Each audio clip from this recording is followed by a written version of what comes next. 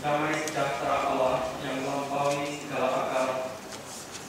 Kiranya itulah yang memelihara hati dan pikiran saudara-saudara dalam Kristus Yesus Tuhan kita. Amin. Jemaat yang dikasihi Tuhan, khotbah untuk kita semua pada minggu yang baru ini diambil dari Efesus pasal 2 ayat 11 sampai 22. Efesus pasal 2 ayat 11 sampai 22. Mari kita baca berbalas-balasan. Kami baca ayat yang ganjil, jemaat membaca ayat yang genap. Karena itu ingatlah bahwa dahulu kamu sebagai orang-orang dan bukan Yahudi menurut daging, yang disebut orang-orang tak bersunat oleh mereka yang menamakan dirinya sunat, yaitu sunat lahiriah yang dikerjakan oleh tangan manusia. Bahwa itu antara Kristus yang masuk kepada Israel dan juga dapat bagian dari ketentuan-ketentuan yang dijadikan tanpa harapan dalam dunia. Tetapi sekarang di dalam Kristus Yesus, kamu yang dahulu jauh sudah menjadi dekat oleh darah Kristus. Karena Dia adalah yang telah mempersatukan dua pihak dan yang telah membuka tembok pemisah, yaitu perseteruan. Sebab dengan matinya sebagai manusia, Ia telah membatalkan hukum Taurat dengan segala perintah dan ketentuannya, untuk menciptakan keduanya menjadi satu manusia baru di dalam dirinya, dan dengan itu mengadakan damai sejahtera. Dan untuk mendamaikan keduanya di dalam satu tubuh dengan apa bersari dan menegakkan persatuan pada itu. Ia datang dan memberitakan damai sejahtera kepada kamu yang jauh dan damai sejahtera kepada mereka yang dekat. Karena Dia adalah keduanya pada satu roh berkaitan supaya Demikianlah kamu bukan lagi orang asing dan pendatang, melainkan kawan sewarga dari orang-orang kudus dan anggota-anggota keluarga Allah, yang telah diasaskan pada kebenaran ini dengan Kristus Yesus sebagai batu penunjuk. di dalam Dia tumbuh seluruh bangunan rapi tersusun menjadi bait Allah yang kudus di dalam Tuhan. Di dalam Dia akan betul dibangunkan menjadi tempat kediaman Allah dalam Roh. Sampai demikian pembacaan kita. Pertama-tama kami mengucapkan selamat datang kakak kami Viserpon pada anak-anak kami sekolah minggu dari Wisma Taman Asri. Kami dengar kalian mau jalan-jalan, mau berenang, tapi sebelumnya beribadah dulu, itu baik. Jadi walaupun nanti sudah gak sabar lagi kepingin berenang, bermain, tapi kita duduk dulu tenang-tenang di sini mendengar firman Tuhan. Itu satu contoh yang baik bahwa libur bukan berarti libur bergereja. Baiklah, apa pesan untuk kita semua dari bacaan kita tadi? Yang pertama, Tuhan Allah mendamaikan dan mempersatukan kita dalam Kristus. Bagi orang Yahudi dahulu, bahwa tidak ada kemungkinan persatuan, kemungkinan perdamaian antara orang yang bukan Yahudi dengan orang Yahudi.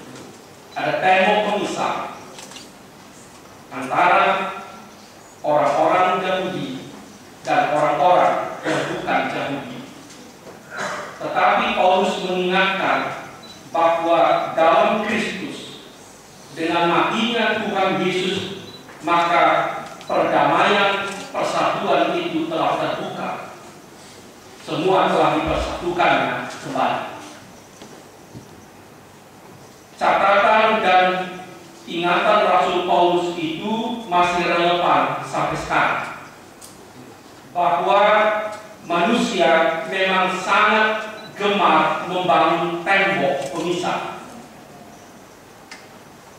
Di masa kuno, raja-raja Tiongkok membangun tembok raksasa untuk memisahkan mereka dari yang bukan masuk dalam kerajaan. Sampai tahun 90 di Jerman ada tembok yang memisahkan antara Jerman Barat dan Timur. Tetapi tahun 90 tembok itu dirubuhkan. Sekarang di Israel mereka membangun lagi tembok yang sangat mirip yang memisahkan orang Palestina dan orang Yahudi supaya tidak bertemu. Dan leluhur kita juga gemar dan hobi membangun tembok walaupun dibuat dari tanah dan bambu duri. Intinya tetap sama, bahwa kita dan mereka tidak boleh bersatu. Ada pemisahan antara kita. Semua yang ada di dalam tembok itu dianggap kawan, dan semua yang di luar tembok dianggap musuh. Kalau musuh artinya harus dimusnahkan. Jadi dalam bahasa Batak ada perbedaan derajat yang sangat kuat antara musuh dengan Allah. Kalau Allah bagi orang Batak itu tidak harus dimusnahkan, tetapi kalau musuh itu harus dimusnahkan. Apa pesan bagi kita dari sini? Kristus telah merubuhkan tembok-tembok pemisah itu. Di dalam Kristus tidak ada lagi musuh yang harus dimusnahkan selama dia bernama manusia. Satu-satunya musuh adalah iblis. Semua orang bukan lagi musuh, tetapi kawan. Dan dengan demikianlah kita mendapat sebuah makna yang baru tentang kehidupan, bahwa rupanya Kristus telah mati dan membuat kita mampu berdamai satu sama lain. Jadi tidak ada satu orang pun di antara kita yang bisa mengatakan, yang berhak mengatakan, saya tak mampu lagi berdamai dengan si A atau si B. Betapapun dalamnya, betapapun beratnya perseteruan itu, masalah itu, tidak ada satu orang pun kita lagi yang berhak, kalau pakai bahasa Batak, pajupan kita orang kita. Padahal kalau udah mati, tidak mungkin orang berjumpa.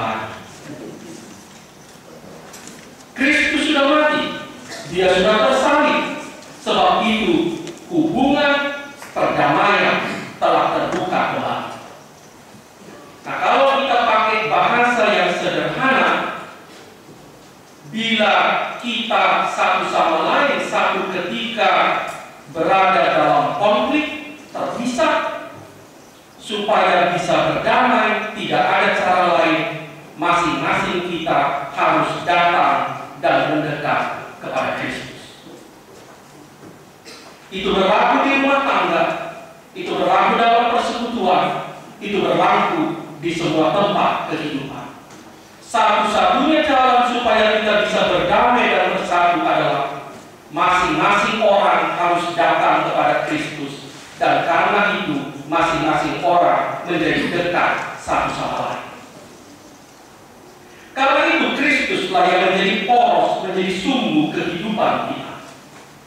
Karena itulah di tiap gereja kita harus diletakkan salib yang begitu besar, yang menjadi titik pusat dari pandangan dan kehidupan. Mau mengatakan di bawah salib Kristus inilah kita mendekat, dan karena itu kita bersatu sama lain. Tetapi pendamaian persatuan itu mahal. Sama seperti kematian Kristus itu begitu mahal. Seringkali pendamaian, pemulihan hubungan itu begitu menyakitkan. Sebetulnya memberikan pengampunan itu bisa begitu menyakitkan bagi kita. Sama seperti meminta pengampunan. Kenapa banyak orang sangat sulit mengaku salah dan meminta maaf? Karena mengaku salah dan meminta maaf itu begitu menyakitkan bagi yang bersangkutan. Kenapa banyak orang begitu sulit memberikan maaf dan pengampunan? Karena memberikan maaf dan pengampunan itu pun begitu sulit dan menyakitkan. Tapi itulah yang dilakukan Allah dengan kematian Kristus Putra. Karena itu, kita diundang pada hari ini diingatkan kembali Kristus sudah tersalib. Karena itu, mari kita berdamai, mari kita bersatu sama lain di dalam Kristus Tuhan kita. Saudara-saudara jemaat Tuhan, dengan demikian perbedaan, kepelbagaian bukan lagi alasan untuk perpisahan atau permusuhan. Perbedaan, kepelbagaian, kemajemukan bukan lagi alasan untuk bermusuhan. Dan anak-anak sejak kecil kalian boleh mengingat, kalau ada teman yang berbeda warna kulitnya, berbeda warna rambutnya, berbeda warna bola matanya, itu bukan musuh. Itu sama-sama kawan, tetapi dia berbeda dengan kita. Yang kedua, Allah menjadikan kita kawan sewarga dan anggota keluarga Allah. Itulah yang kita baca tadi. Allah menjadikan kita semua yang tadinya berjauhan, yang tadinya terpisah, yang tadinya bermusuhan, yang tadinya tidak kenal satu sama lain, menjadi kawan, menjadi anggota keluarga Allah. Dengan sangat tegas, Rasul Paulus mengatakan di dalam gereja tidak ada lagi orang asing atau pendatang. Termasuk anak-anak sekolah minggu Taman Asri, kalian bukan pendatang atau orang asing di sini. Karena itu kalian duduk paling depan. Kalian adalah saudara kami, kalian adalah anak-anak kami. Nah karena itu, begitu ada surat, anak sekolah minggu mau datang, mau siapa katanya kalian nanti? Saya cuma satu kali sih. Kalian boleh berdatang ke sini, kita bersama-sama di sini sebagai kawan, sebagai saudara. Saudara-saudara, nats ini menjadi sangat relevan karena tanggal 24 dan 26 di seluruh gereja kita di 27 distrik akan diadakan sinode untuk memulai proses pemilihan pimpinan. Baik hal ini menjadi catatan bagi semua warga HKBP, terutama bagi para pelayan, bagi para pendeta, bagi para utusan dan juga warga jemaat. Di dalam Kristus kita semua kawan. Karena kadang-kadang proses pemilihan di gereja kita, sadar atau tidak sadar, membuat pengelompokan. Kemarin saya ditanya oleh seorang wartawan di Medan, wartawan SIM, bagaimana ini proses pemilihan. Saya cuma katakan pakai bahasa gambaran, kami ini abang berani, satu keluarga. Kami sedang mengadakan lomba untuk mempersembahkan yang paling baik. Namanya juga perlombaan. Tentu nanti kalau ada yang kalah merah mukanya, tapi paling satu hari. Tetapi semua akan baik kembali. Artinya apa?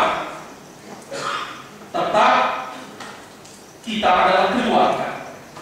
Karena itu semua aktivitas gereja kita termasuk proses pemilihan yang sedang dilakukan di seluruh HKBP harus tetap dilakukan dengan semangat kekeluargaan, semangat persaudaraan, semangat kebersamaan untuk berlomba mempersembahkan yang paling baik bagi Tuhan.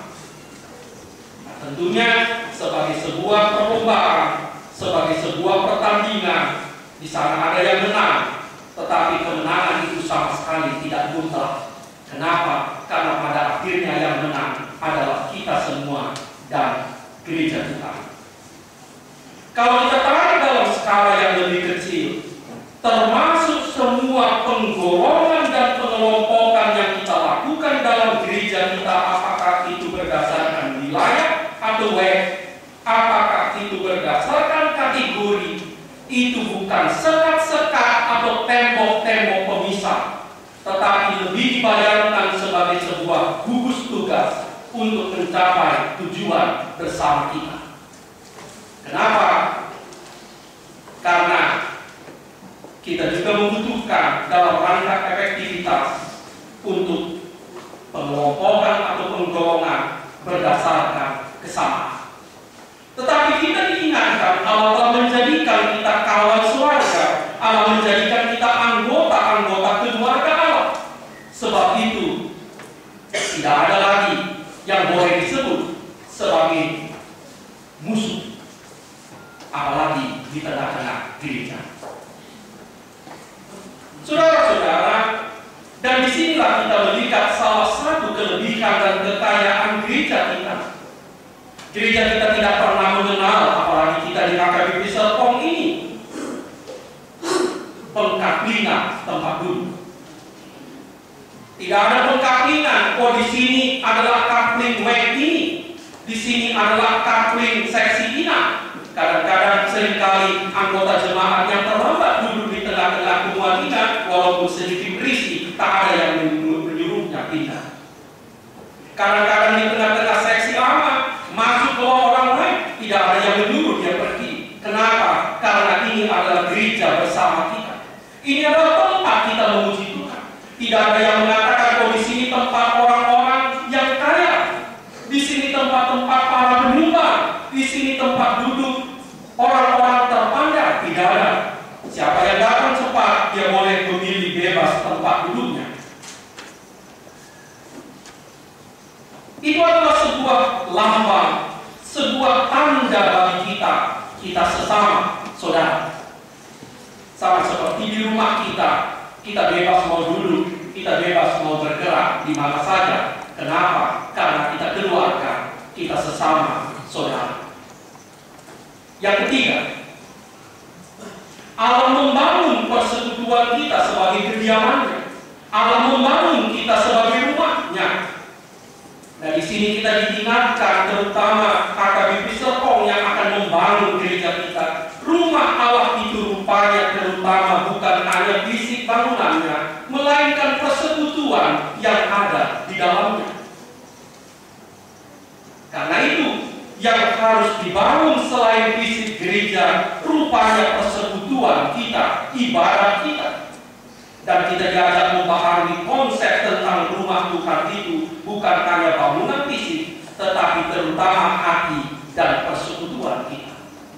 Karena itu sebelum kita memulai pembangunan gereja kita diingatkan bahwa yang pertama-tama dan terutama harus dibangun rupanya persekutuan kita. Sebab alangkah malangnya kita setelah nanti gereja kita terbangun begitu megah dan indah, persekutuan kita menjadi suam-suam hukum di dalamnya. Saudara-saudara, apa yang kita doakan dan perjuangkan? Terima kasih sekali lagi untuk tim perizinan. Doa kita sudah dijawab oleh Tuhan. Tidak ada lagi keraguan-keraguan bagi kita untuk membangun gereja ini. Sebab izin yang ditandatangani oleh pemerintah kita, wali kota Tangerang Selatan, sudah di tangan kita. Karena itu kami memberanikan diri mengatakan dari mimbar yang kudus ini, mari kita satukan hati kita.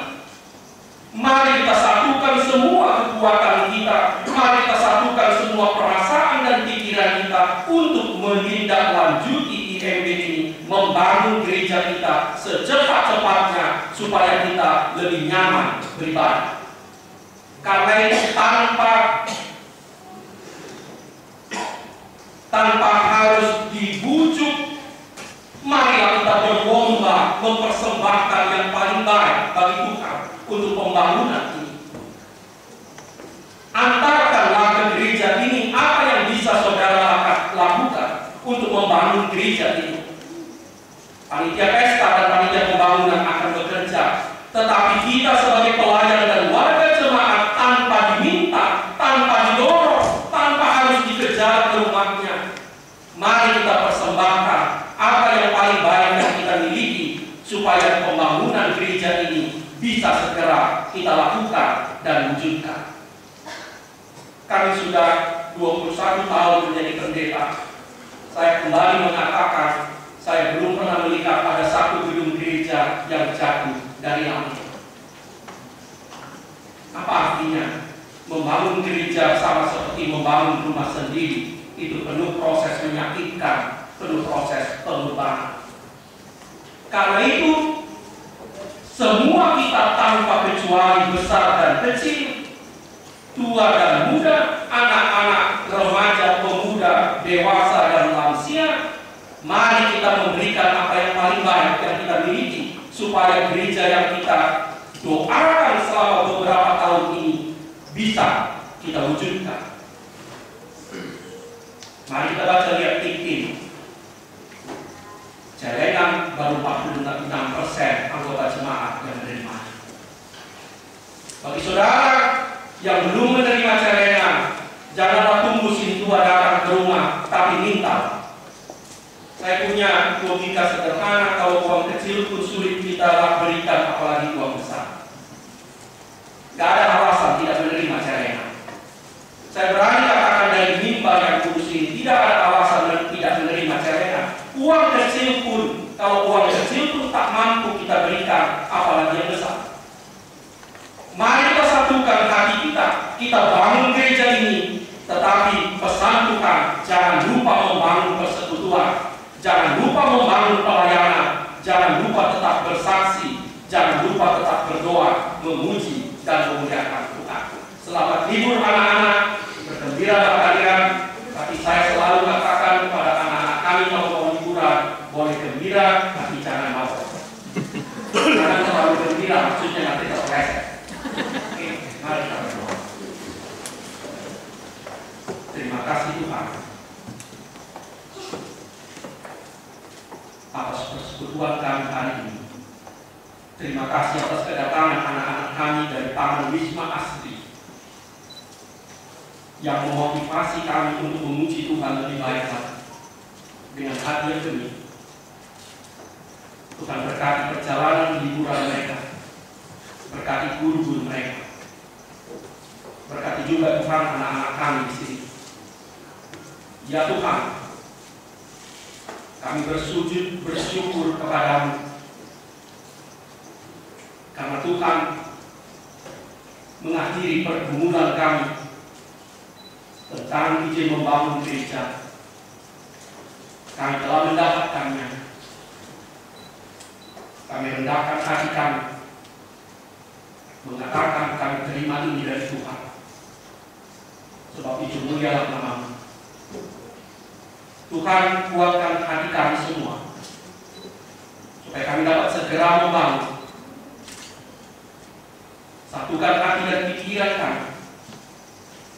Ajarlah kami Tuhan untuk tolong-menolong, baku-membaku, saling mengisi, saling membangun, saling menutupi, supaya gereja yang kami gambarkan, kami doakan bertahun-tahun ini Tuhan, dapat segera kami bangun dan kami tuntaskan. Kami janji, kemuliaan hanya milik Tuhan, bukan milik kami. Ya Tuhan, berkati jemaat-Mu, berkati kami dalam profesi dan pekerjaan kami sehari-hari, berkati usaha dan bisnis kami. Biarlah ya Tuhan, kami mendapatkan berkat berlimpah-limpah, supaya kami lebih memiliki kekuatan untuk melakukan yang baik, untuk menyumbang, untuk membangun gereja.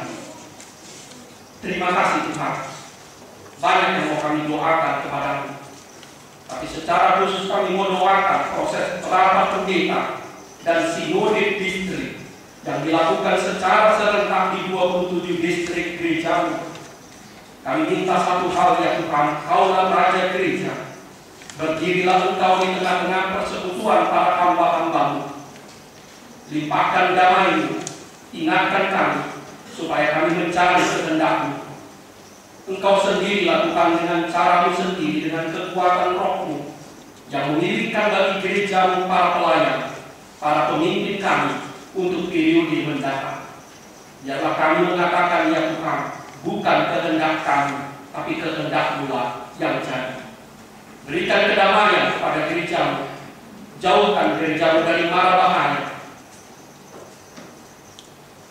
supaya kami Tuhan dapat bersekutu, memuji dan memuliakan Engkau, dan mendapatkan berkat-Mu berlimpah-limpah Terima kasih Tuhan. Inilah doa kami demi nama Kristus Tuhan kami. Amin.